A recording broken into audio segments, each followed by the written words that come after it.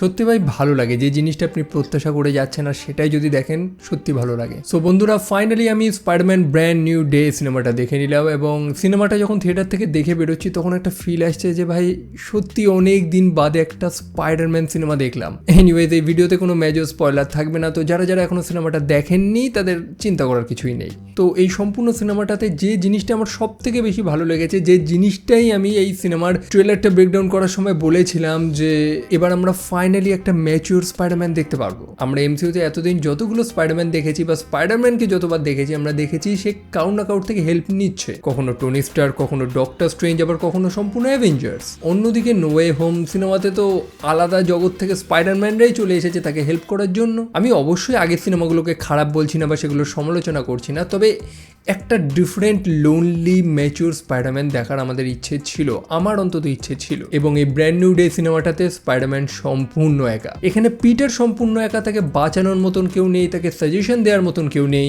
কেউ এসে আবার বলবে না যে don't worry kid, I got this. এখানে তার সমস্যার সমাধান তাকেই করতে হবে, এবং এইটাই এই সিনেমার সব থেকে শক্তিশালী দিক। আর সবচেয়ে বড় কথা হচ্ছে এই সিনেমার টোনটাই আলাদা। যদিও ট্রেলার দেখেই আমরা বুঝে গেছিলাম যে এই সিনেমাতে কোনো ক্রিসমাস ভাইব আমরা পাবো না। সিনেমায় কোনো হালকা মুড নেই, বরং একটা কোল্ড ডার্ক অ্যাটমসফিয়ার কাজ করে। এবং এখানেই কিন্তু আমাদের সেই টবি ম্যাগুয়ারের যে স্পাইডারম্যান ট্রায়োলজির শেষ দিকের কথাগুলো মনে এসে যায়, যখন আমাদের পিটার বা স্পাইডারম্যান জীবনের সত্যগুলোর বাস্তবতার মুখোমুখি হয়। সেই যে ক্ষতটা সম্পূর্ণ সিনেমা জুড়ে ফিল হয়, এবং এই ইমোশনাল ওয়েটটাই সম্পূর্ণ সিনেমাটাকে আরো বেশি ম্যাচিওর করে তোলে। শুধু তাই না, আমরা আরো অনেক জিনিস দেখেছি। আমরা পিটারের প্রপার সুইঙ্গিং দেখেছি। দেখুন, স্পাইডারম্যান অবশ্যই একটা হিরো, তবে তার যে জিনিসটা আমাদের সব থেকে বেশি ভালো লাগে, যে একটা বিল্ডিং থেকে আরেকটা বিল্ডিং এসে যে সুইং করে যাচ্ছে সেই জাল মেরে মেরে, যেটা লাস্ট কয়েকটা স্পাইডারম্যান সিনেমাতে খুবই মিসিং ছিল। তবে এই সিনেমাতে একটা সুন্দর সুইঙ্গিং সিকোয়েন্স আমরা দেখতে পেরেছি। মানে এমন না যে এখান থেকে এইটুকুনি পয়েন্ট এ থেকে পয়েন্ট বিতে এসে যাচ্ছে সুইং করতে করতে, এরকম না, বরং সে সম্পূর্ণ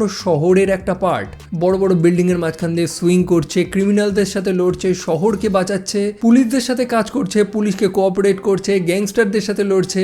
সম্পূর্ণ নিউ ইয়র্কের একটা ফ্রেন্ডলি নেবারহুড স্পাইডারম্যানকে আমরা অবশেষে দেখতে পাই। মানে সত্যি ফিল হয়েছে যে এই সিনেমায় একজনই নায়ক, একটাই মেন ক্যারেক্টার, আর কেউ নেই, সেটা হচ্ছে স্পাইডারম্যান। এবং এইটাই এই সিনেমার প্লাস পয়েন্ট। অনেক মানুষের পছন্দ হয়েছে এই সিনেমাটা এই একটাই কারণে, যে এটা একটা অনলি স্পাইডারম্যান মুভি। কোনো অ্যাভেঞ্জার্স এসে স্পটলাইট কেড়ে নেবে না, কোনো মাল্টিভার্সের সার্কাস নেই এখানে, বরং এটা পিটার পার্কারের একটা জার্নি, তার সংগ্রাম, তার ব্যর্থতা, তার সিদ্ধান্ত, এবং সেই কারণেই কিন্তু এই সিনেমাটা অনেকটা বেশি পার্সোনাল ফিল হয়। যাই হোক, এবার যদি অ্যাকশনের কথায় আসি, তো স্পাইডারম্যানের সাথে হালকের একটা বড় ফাইট তো রয়েছে, এবং ফাইটটা দেখার মতো। এখন কে জিতবে কে হারবে এত কিছু আমি স্পয়লার তো দেবো না, তবে এটা জাস্ট একটা ফাইট না, বরং এখানে ইমোশনাল টেনশনও রয়েছে। আর সব থেকে ভালো লেগেছে যে বহু দিন পরে আমরা ব্রুস ব্যানারকে, মানে ব্রুস ব্যানারের হালকে একটা সেই মনস্টার রূপে দেখতে পাই। এখানে ওই স্মার্ট হল্ক নেই বা কমেডি হল্ক নেই, বরং ব্রুস ব্যানার তার নিজের উপর থেকে নিয়ন্ত্রণ যখন হারিয়ে ফেলে, তখন যে কি মনস্টার লেভেলে সে পরিণত হয়। অর্থাৎ হাল্ক যখন সম্পূর্ণভাবে স্বাধীনতা পেয়ে যায়, তার ভেতরের জন্তুটা যখন জেগে ওঠে, তাকে আর কেউ দমিয়ে রাখতে পারে না, সেই জিনিসটা আমরা দেখেছি। এবং এই হালকের সাইজ কিন্তু নর্মাল থেকে অনেক বেশি, যেটা দেখে পিটার নিজেও অবাক হয়ে যায় যে এটা আগের থেকে এত বড় হয়ে গেল কি করে। এবং আর একটা জিনিস ভাই প্রশংসা করতেই হয়, সেটা হচ্ছে পানিশার। এবং এই সিনেমাটা আমাদের প্রমাণ করে দিয়েছে যে এই চরিত্রটা কেন এত পছন্দের। হ্যাঁ, অবশ্যই এই সিনেমাটা সব ধরনের দর্শকের কথা মাথায় রেখেই বানানো হয়েছে, সেই কারণে পানিশারে সেই ব্রুটাল ওয়েটা দেখানো হয়নি, তবে তার স্ক্রিন প্রেজেন্স দুর্দান্ত ছিল। মানে এমন না যে আপনি একটুখানি পানিশার দেখবেন, বরং গোটা সিনেমা জুড়ে পানিশারের প্রেজেন্স পাবেন আপনি। আমাদের পিটারের সাথে ফ্র্যাঙ্কের অর্থাৎ পানিশারের যে কেমিস্ট্রিটা রয়েছে, সবচেয়ে বড় কথা হচ্ছে তাদের দুজনের আদর্শ আলাদা, কাজ করার পদ্ধতি আলাদা, তবুও তারা একসাথে পরিস্থিতির মোকাবেলা করেছে। আমরা তো ট্রেলারেও দেখেছি যে তারা দুজন হালকের সাথে লড়ছে। সো এই সিনগুলো, মানে একটা না, প্রচুর সিন রয়েছে যেগুলো লিটারালি এনজয় করার মতো। এবার আসি একটা বড় রুমার নিয়ে, যেটা নিয়ে বহু আলোচনা ছিল, এবং এটা আপনারা জানেন যে সিনেমাতে জিন গ্রে রয়েছে।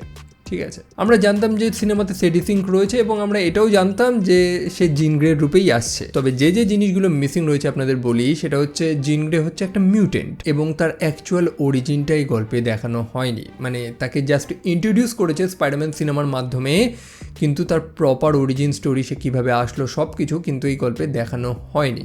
জিন গ্রে একটা বড়সড় এবং ইম্পর্টেন্ট একটা ক্যারেক্টার, সবচেয়ে বড় খুব পাওয়ারফুল একটা ক্যারেক্টার।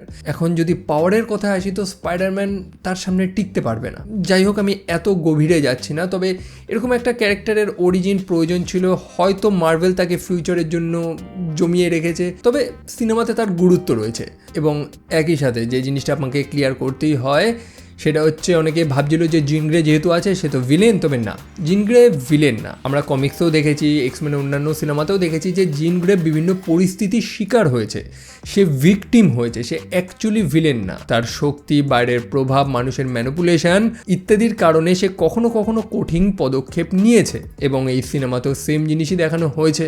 তাই যে মানুষটা ভিলেন না তাকে কেউ ভিলেন আবার ভাববেন না। তবে ভিলেনকে সেটা তো আমি বলবো না, বরং তাকে একটা ট্র্যাজিক ক্যারেক্টার হিসেবে এখানে দেখিয়েছে। এবং এই সিনেমাটা যে টোনে তৈরি হয়েছে, যে সিরিয়াস টোনে, সেটার সাথে জিনের স্টোরিটা ম্যাচ করে গেছে অ্যাকচুয়ালি। এবং আর একটা জিনিস আপনাদের ক্লিয়ার করে দিয়ে, সিনেমাতে ভেনম নেই। ভেনমের গল্প ভুলে যান, ভেনমের 3টে সিনেমা হয়ে গেছে, ব্যাস ভুলে যান। ভেনমকে এই সিনেমায় আর রেসপেক্ট করবেন না, সিনেমায় ভেনম নেই। তবে সিনেমাতে স্পাইডারম্যানের ইভলিউশনটা ভালো দেখিয়েছে, মানে স্পাইডারম্যানের যে স্পাইডার ডিএনএ রয়েছে সেটা আরও মিউটেট হচ্ছে, আরও পাওয়ারফুল হয়ে যাচ্ছে। এবং গোটা সিনেমা জুড়ে আমরা দেখতে পারি যে স্পাইডারম্যান তার নিজের পাওয়ারটাকে দমানোর চেষ্টা করছে, কারণ সেই অতিরিক্ত শক্তির কারণে তার গায়ের জোর তো বেড়েছে, তবে তার ভেতরের রাগ এগুলো বেড়ে গেছে।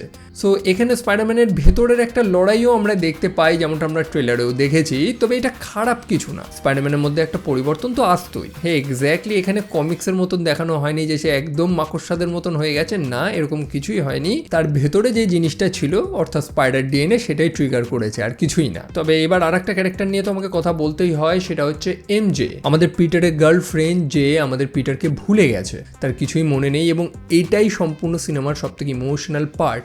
সিনেমায় খুব সুন্দরভাবে এটা ফুটিয়ে তুলেছে ভাই। স্পাইডারম্যান আমাদের যে সম্পূর্ণ একা, তার একমাত্র গার্জিয়ান আন্ট মে মারা গেছে, যে মেয়েটাকে সে সব থেকে কাছের মনে করতো সে তাকে ভুলে গেছে, তার বন্ধু নেড রয়েছে, তার বেস্ট বাডি, সেও তাকে ভুলে গেছে।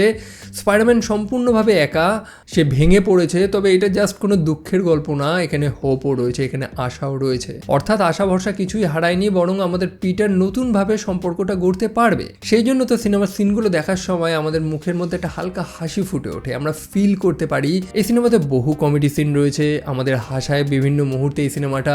এমনকি পানিশারের সাথে স্পাইডারম্যানেরও বেশ কিছু মোমেন্ট রয়েছে, যে হিউমারগুলো ইউজ হয়েছে সিনেমাতে খুব প্রপার ওয়েতে ইউজ করা হয়েছে, যেটাতে বিভিন্ন বয়সের মানুষেরাই এনজয় করতে পারবেন এবং প্রত্যেকেই হাসতে পারে যাতে। একই সাথে প্রথমেই তো আমি এই স্পাইডারম্যানকে টবি ম্যাগুয়ারের স্পাইডারম্যানের সাথে তুলনা করেছিলাম, এবং এরকম সিনও আমরা দেখতে পাই যখন টবি ফিল করেছিল যে সে জাস্ট একা না, বরং প্রত্যেকটা মানুষ আছে তার পিছনে, প্রত্যেকে তাকে ভালোবাসে, প্রত্যেকে চায় স্পাইডারম্যানকে।